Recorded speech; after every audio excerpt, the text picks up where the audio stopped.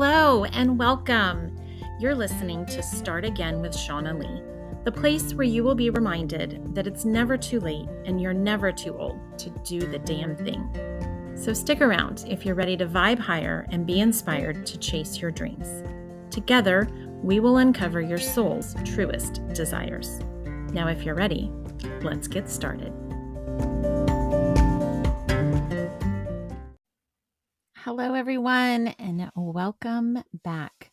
Today, I am again introducing you to a new friend, such an inspiration. Sara Hussey is the founder of Sara Hussey Public Relations, and I want her to introduce us to her firm and what she does. But first, Sara, thank you so much for being here today. Hi, thank you for having me, Shauna. I'm so excited. Absolutely. I was thrilled when you said yes and you agreed to come on and chat with my audience. So I know who you are, but why don't you tell my audience a little bit about yourself and your business, and specifically how you've embraced this idea of starting again? Okay. Well, my name is Sara Hussey. It's spelled Sarah, but I pronounce it Sada, and that's a funny story. In kindergarten, there was 4 Sarahs in my class, and my mom always called me Sada, so I was like, well, I can go by Sada, and it's kind of just stuck since then.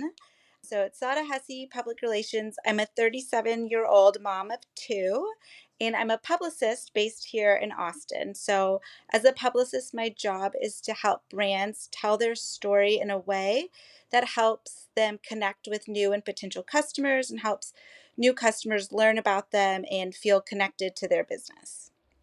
Talking about starting again, I started my business in 2013. I was just married. I had no kids. I had not a care in the world except to have fun with this new business, which, Yes.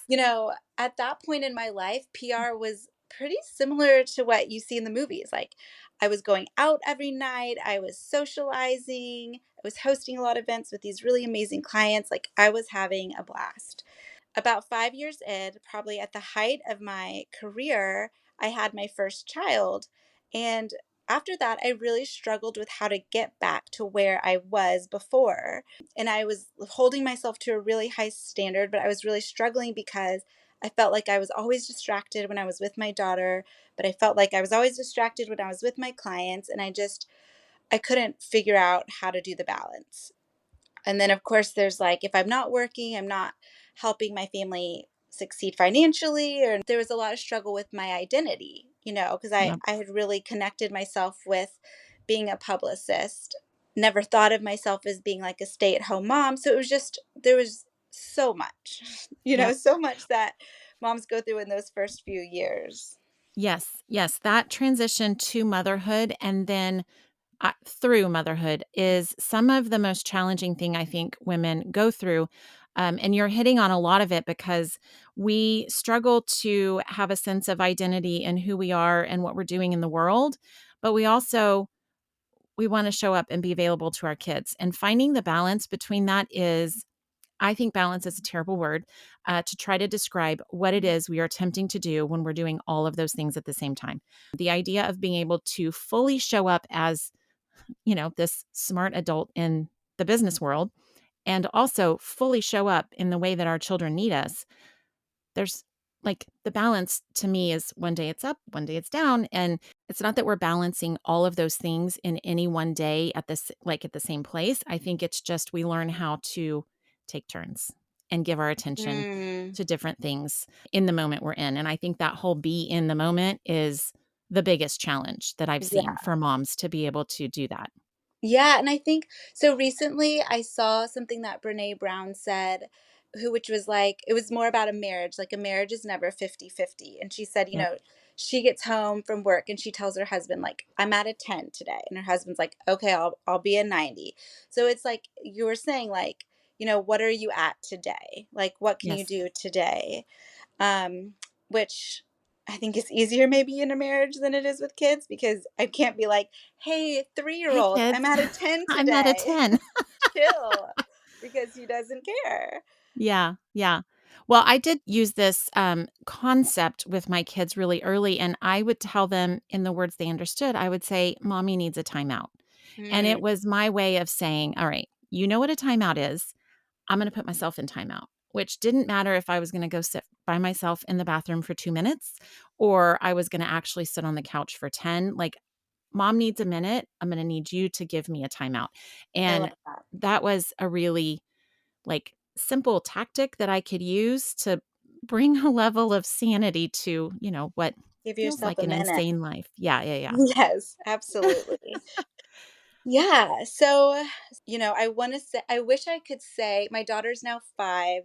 I wish I could say that, I struggled for a year and I got back yeah. into life. But I will say, COVID happened and it really helped me to just calm down. Like my business actually kept growing, but in a way that I wasn't pulled away from my family. Mhm. Because businesses were going digital, so they needed to let their customers know now how to find them and how to shop them. And so a lot of my clients doubled down, which was great, but it also just gave our family just time. And about 1 month into the pandemic, my son was born on April 18th. Oh, wow. Um, so we had already kind of been planning to like nest. So we were like heavily nesting, and it just kind of like refocused. That was like kind of the first starting again. I was like, I'm still thriving in my business, or I don't know if I would say thriving. I still have a business, Yeah. but I'm not socializing every night. I'm not going out every Yes, night. I'm yes. not putting myself out there in that same way. And so that was like a good kind of stepping stone. About a year ago is when I decided to launch my workshop. And the eagerness to launch my workshop came from a place of feeling like I didn't have enough time or energy to fully invest in going after new clients and then like being fully present for my clients. Mhm, I mhm. until like your kids get like 4 or 5, like they're constantly sick. So it was like I never felt like I Yes. had a good work week of flow. I was always getting pulled away. It was just there Yep. was no consistency and it was really challenging for me. Additionally, the PR and marketing world has just changed so dramatically since when I started in 2013. I mean, when I started, Instagram had like just launched. So we went from like in bloggers to now like influencers are, it's just Yep. changed so dramatically. So I kind of felt like I could now teach small businesses who I tend to work with these PR skills that they could do on their own, and then they could save their marketing dollars for how to help their earned media, which is what you earn with PR, how to help them grow. So so I kind of like shifted my way of thinking. Yeah, so I decided I wanted to launch this workshop. About 6 months in, it was just there was stop and go, stop and go. I kept taking on new clients that I was just struggling with. I wasn't moving anything. I wasn't moving the needle forward with my workshop, and it was super frustrating. So I went on a trip with my husband. We went to West Texas for 3 nights, and we kind of like to dive deep, my husband and I. And so after kind of like meditating and mulling over like the workshop, if I want to keep moving forward with it, like if I want to keep taking clients, just I felt like with my business as a whole, I was just slamming my head against a wall. Like that's how Mhm, it mhm. felt. And then it just hit me so hard that I was trying to have the business of my past. I was trying to create Oh, the yes. business I had when I was in my 20s and without kids. And that was my measure of success for myself. And so on that trip, I just had this realization like, I need to redefine what my business looks for me now that I'm in my 30s with 2 kids Yeah, and yeah, yeah. recreate a structure of what success looks like Yes. now with these new realistic parameters for myself. Yeah, and And I think that's important because a lot of people I don't think we stop to ask ourselves, how are you measuring success? We know if we feel successful or not, but what measures are you using? Because I think everyone is kind of looking at a different like a lot of people look at the amount of dollars you earn is your amount of success. Um, Mhm. in fact, I had a podcast guest recently who said, why are we measuring ourselves against numbers? And I thought, that's really interesting. The way he said it, he took it away from being financial and he said, why are numbers the way we measure our success? And I thought, God, we as women do this all the time. The number on the scale is how we measure if we're Wow. successful or not. Yes. And I Uh, was like, holy shit, why are we measuring success against numbers? And it was just like a way to simplify the whole thing. But I think that's what you're talking about, right? So you're just talking about how do I measure success? And as a mom of young children, usually it's how much time do I get to spend with my kids? Like mhm. that's how as a young mom, that's how I felt most successful was the days where I was like, I got some stuff done for my job and I also got to play on the floor with my kids. Well, And see, that and to me was a good day. that is where I struggle with, because I feel so good when I have this like amazing day with my kids. But then at the end of the day, I also feel like, well, nobody else values that. Like, What did I do? yeah, what did I do? How did I how did I put anything into our retirement? Did I, it's like Yes. that is really hard for me, like, see myself as valuable in, like, I guess other people's eyes, or, in the Well, and society. I think that's part of the way society views what mothers do because I think, I often will be like, well, what did I produce today? How productive was I? And some days it's that I produced happiness in my child. Mm, And I don't know about you, but some days that's really hard. Like that's some of the mhm. hardest shit I've ever done is try to shift my kid's mood or temper tantrum. And if that was my if that was my accomplishment for the day, if society looks at that and they're like, "Well, okay, good job, you helped your kid not have a temper tantrum." But if I think about, well, what I really helped her do was calm her nervous system and taught her a coping mechanism on how to talk herself off the ledge when she's stressed out. That's a skill that takes her into her adult life that Mhm. makes her a better human being, a more Yeah, capable human being. And I'm like, well, shit, if that's what I say I did today was help create a capable human being, like that's better than any dollars in a bank account, if you ask me. I love that. I need to write that down somewhere. That's a good thing to remember. Yeah. Yeah. I mean, we're doing important work as moms. It just doesn't look like it to the outside world. Yeah. And it's highly frustrating as well. Mhm. Totally. Yeah. But let's talk about your business because that's important too. So, I think a lot of businesses during COVID had this moment of, oh, I need to pivot. And I Mhm. think the fact that you were having a baby and starting this aspect of your family kind of naturally shifted that for you. But how did you pivot? What have you done in your business that's different?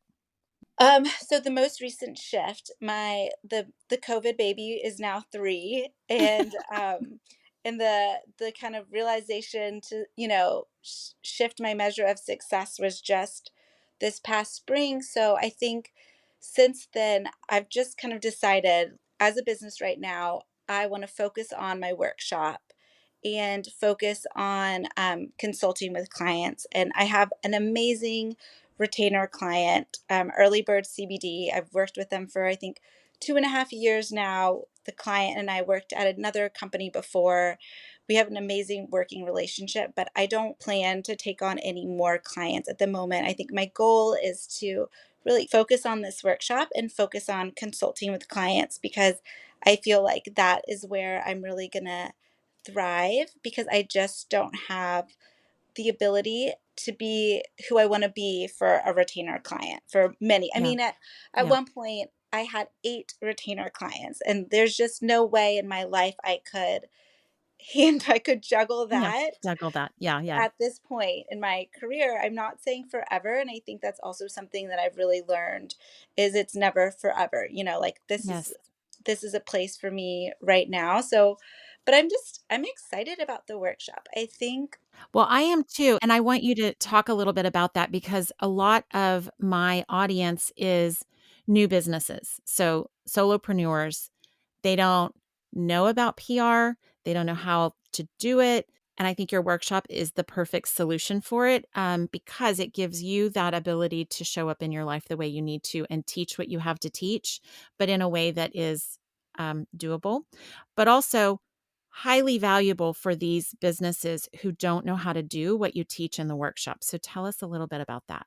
Yeah, so the workshop is pretty much specifically for small businesses, and it really starts at the very beginning of what PR is and how it can benefit your business, and then it goes all the way to giving you very clear templates and even media lists for who to reach out to and how to reach out to them so you can start connecting with media who are basically the megaphones for helping share information about your brand. And the workshop is pre recorded, so you can work through it at your own time. And then you have weekly touch points with me where you can ask me questions in real life. And I can review your pitches. We can talk about who the best person to reach out to at certain publications are. So you still get support. You're not thrown out there, but publicists are very expensive. You know, they start at like $3,000 a month, and that doesn't include photography. It doesn't include gifts for influencers. It doesn't include paying influencers. And PR is the type of outreach where you can be reaching out for a month and get 0 hits. And then you get one incredible hit. And then Yeah. you get two that kind of move the needle. You didn't see anything immediately, but you know people are reading it. You know it's, one of those 6 touch points that everyone says you need.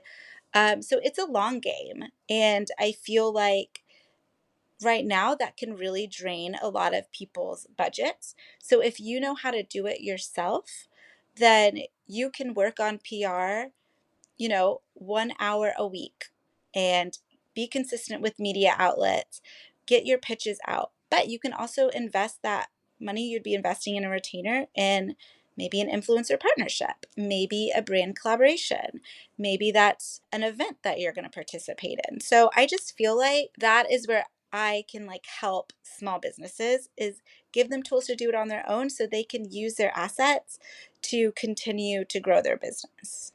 Yeah, I think it's really smart because you're conveying the information you have, but then you're allowing them to use their financial investment in the best place. So they're Mhm. not using it all up front to have someone do this thing that they don't know how to do. You're teaching them how to do the basics and kind of get the ball rolling, which I think is brilliant. I will say, like, there becomes a place in every business where you have the financial means to hire someone to do something that you're not an expert in. And I think this workshop can help you get to that place.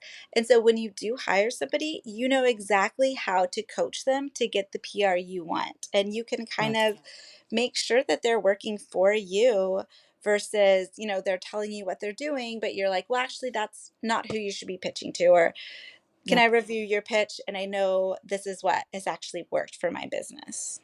I know that in my business, there have been lots of different things that like we were just talking about how I started editing my own podcast. And there are Mhm. things that I learned how to do along the way that never thought I would know how to do, first of all. But when I learned like my way of doing that and what worked and what didn't work, it allowed me to tweak the way I record differently. And then when it came time to pay somebody to do the editing for me, I could give them better direction. And it made Mhm. that whole transition of delegating a lot smoother than I think it would have been initially had I not Yeah, learned how to do it absolutely. myself. Yeah. Yeah. Well, so when you think about your story and this journey you've taken from young adult publicist all the way to mom of littles and balancing your own business, if you look at that story, what do you think inspires you most about it? Um, yeah, good question. I think like the two things, the flexibility, like for example, this morning we woke up and I had a whole day of childcare planned for my son and he had a sniffly nose and a fever. So it was like changing gears, calling grandma, canceling play date, Hmm. and Hmm. I think 5 years ago when I started this parenthood journey, that would have flipped my lid. And now Yes. I do it calmly and I make it work with whatever has to happen.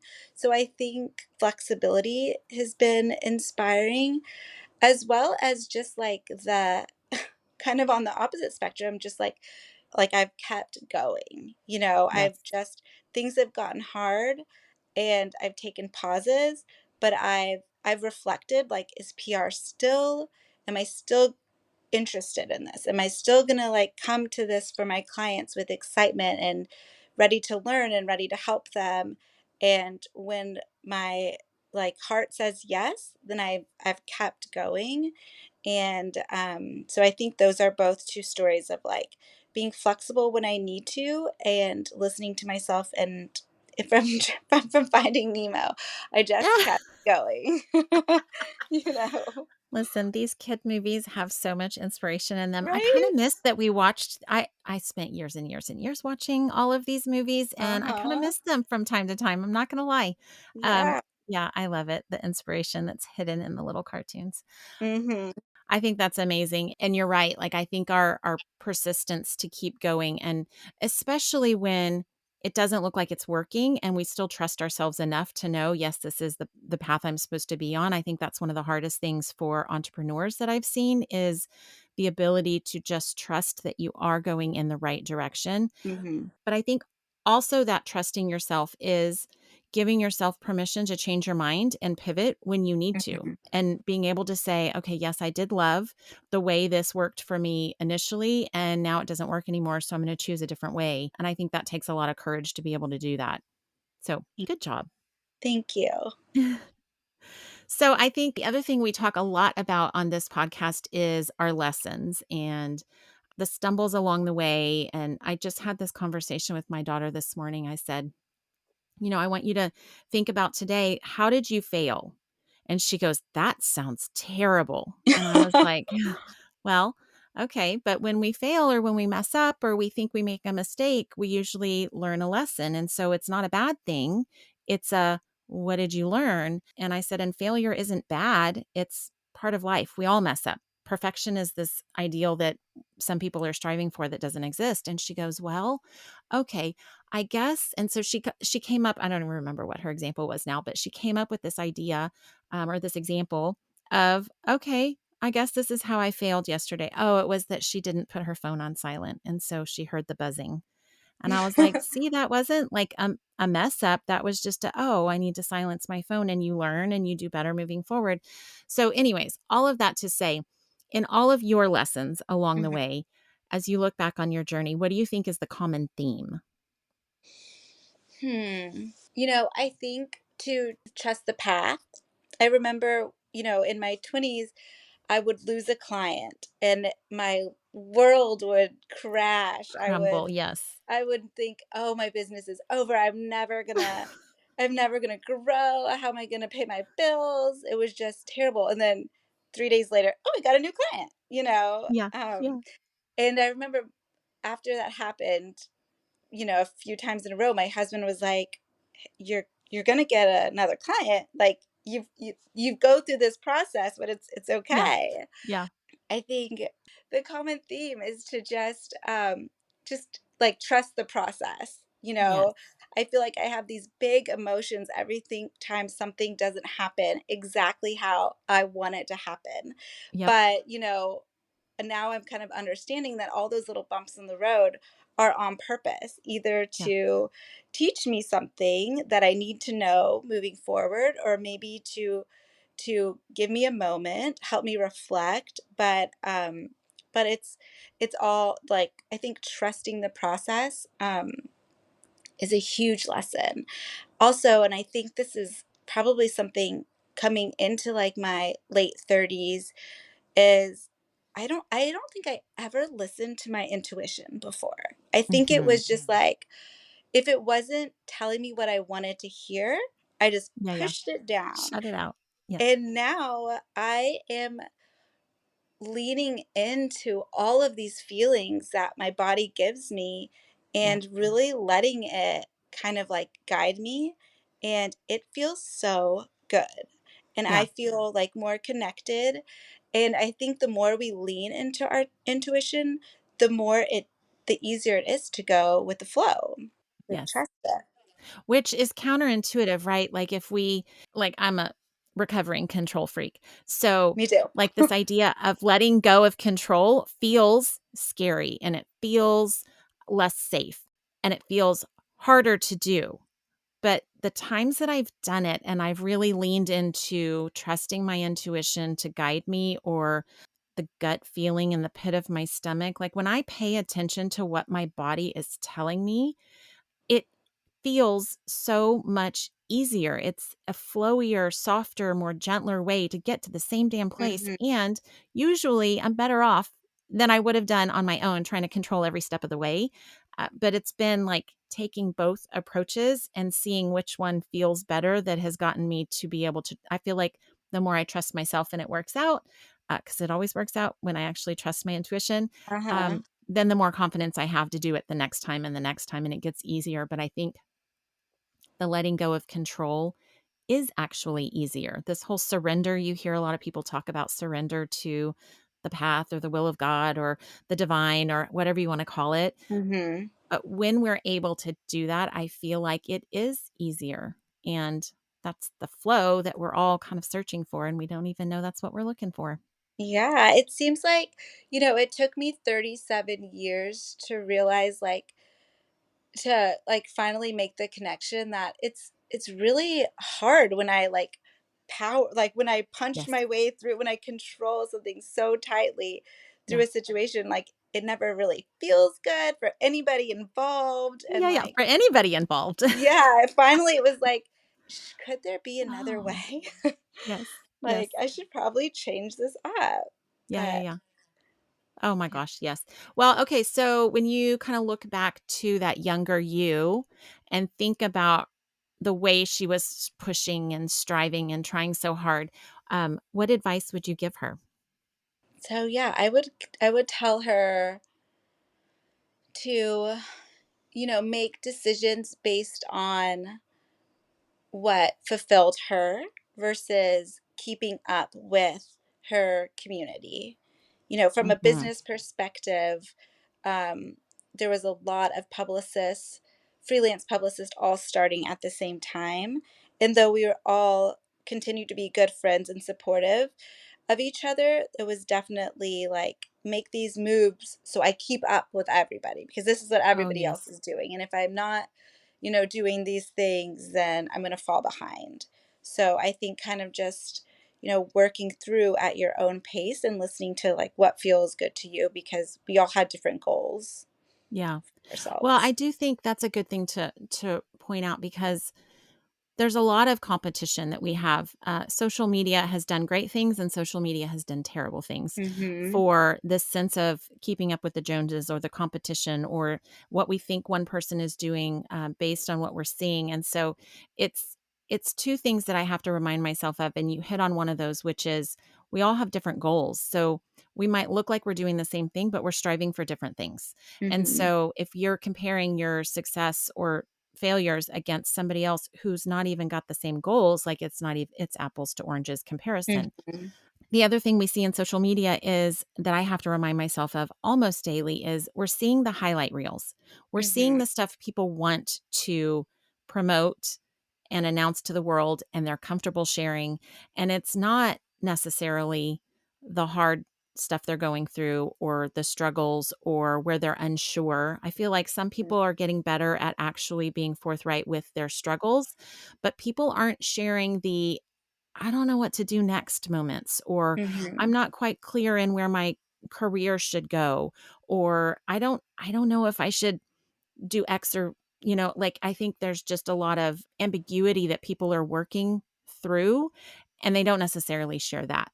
Well, and so two thoughts on that. Like the one thought is, when I film my workshop, I don't have a desk area. So I make one. I move my dining table in Yeah. front of my bookshelf that's next to my TV and I Yeah. make it look like I have a desk. So that's completely fabricated Yep. for, The for lack of a purpose better you word, were social Yes. media. Yeah. Yeah. Um And then, so as a small business owner, I always feel nervous about being vulnerable because I want to make sure my clients feel confident in me. Yep. So I've never fully wanted to express when I have any doubts because I don't want it to make my clients nervous. Yeah. But on the other hand, it's like we are all humans, Yes. we are We all all have the doubts. Yeah. we all have them whether or not we talk about them or not, and it's okay if people know that we are working through it. It might even make them feel safer. Yeah, and I think you had said something earlier and I was like, "Oh, we went in a different direction, but it's coming back around because I think it's important to say this." Was the idea of clients losing clients and people going away. And so I Mhm, think that those moments of vulnerability where we're like, "Oh gosh, if I say this thing, then I might lose my current clients or I might um, be too polarizing and people won't want to hire me." And I think in reality what happens is in all of those situations when we're losing clients, when we're polarizing and kind of deterring certain people from being in our circle, it's honing in on who we're actually there to help. Because I think what we have a tendency to forget is we focus on what's going away from us, but we're not focused on who it's attracting. And in those moments of vulnerability, when we're mhm, actually authentic and real, we are drawing to us the people who really need to be working with us, the ones our future clients. And mhm, I think it's those moments when we don't do that we're not attracting those people to us. And I've gotten to the point where this idea of losing a client or losing a friend or somehow someone leaves your life, mhm, instead of focused on how shitty it feels and how scary it is that that person's leaving, I have tried really hard and I'm better at reminding other people to do this than remembering it for myself. But I try to remember that it's opening up space for the people who really need to be there. So mhm, it happens a lot. A lot of my business is helping women after divorce. And so after divorce, you lose friends. Like it happens. mhm. And instead of lamenting, which I think grieving the loss is important, but instead of getting stuck in the woe is me, I've lost my friend, remembering that what you've really done is open up space for the people to come in who really are going to be there for you, those We're solid gonna friendships, celebrate you. the new clients that are going to come in, like all of this new stuff, bigger and better that gets to come into your life because you've opened up space for it. And it feels like a loss, but really it's opening space up for the people who need to be there. And I think us being vulnerable is a mechanism to do that, but it does feel scary. Yeah, ugh, I love that, and, that's interesting. I'm a part of, like, my personal marketing for my workshop is, like, educational reels, and I have never put my own voice on social media. I've never really focused on growing social media, so I'm really intimidated, but I'm also really excited Yeah. because, I feel like I have a voice in the PR industry that can really support small businesses. And so I am excited to share that and share like my own experience in hopes that it might support somebody. Well, and I don't know about you, but anytime I have to do what I say other people should do, it's not always really easy. Yeah. Oh, yeah. Like I know I told you that you should do this, but when it's my turn to like, okay, turns out I it's know. easier Like said than I, done. s- I shove my clients onto like a live TV news segment and they're like, I'm so nervous. I'm like, you got Yeah, this. And you then I'm got it. like in Go the go go. behind the camera, just drenched in sweat for them. Just, Yes, I yes, would never do that, yes, yes. I'm sure applying your own knowledge and wisdom to your own action is a challenge. Yeah. At least it is for me. So, when you look kind of forward facing, what do you now believe is possible for your own life? Oh, wow. When I look forward, I see and feel a lot of peace and just ease with making decisions for my family, making decisions for my business. I feel a lot of self validation where for so long I was seeking outward approval. Oh, What is yes. a phrase I heard recently? Well, maybe you're like shopping for opinions or you're opinion seeking when when like you're going through something and you call all of your girlfriends and you're like, tell me what to do, or can you believe this Yes. happened, Yes. and you're asking for them to share what they think you should do when like in your heart what you want to do. Yeah. And so I feel like, you know, along this moving forward in peace, a part of that peace is because I'm really, like I said, trusting my intuition, listening to myself, and ready to start making decisions based on my needs and my family's needs and what feels good to me versus what society or, whatever else has influenced me, thousands of millions of things that I might not even know Yeah. um, have influenced me.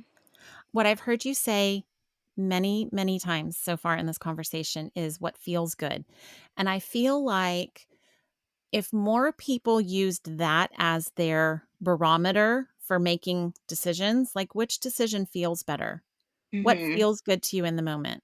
What direction of your business feels good? Like, this is such a good indicator of where you should go and how much you actually do trust yourself when we think we don't trust ourselves. Hmm. I think it's those words are really important that you've said on repeat. And I am so appreciative that you did that because I feel like there's very few people teaching that as a strategy in Hmm. the business world, in the personal world, in self-development.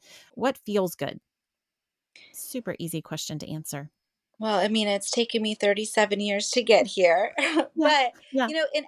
in a lot of acupuncturists, they test certain things on you, or I guess it's called muscle testing.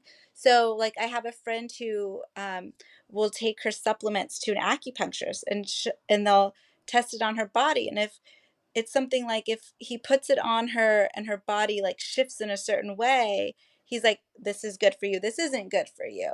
And Yep. it's like, we our bodies inherently know. No. So it's like just taking that into maybe other all parts of our lives. Yeah.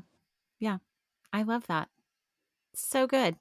Yeah. Well, I know that there are going to be people who are interested in your workshop and want to find you. So, how can they find you? Yeah, you can find me at sarahussey.com, and it's spelled Sara. And my last name is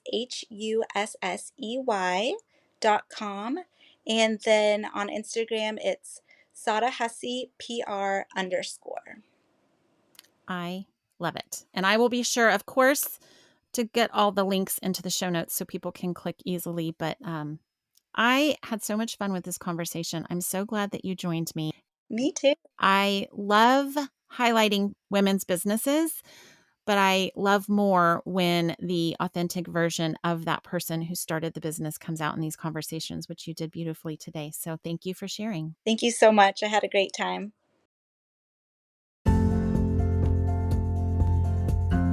Did you like this episode or did you love it?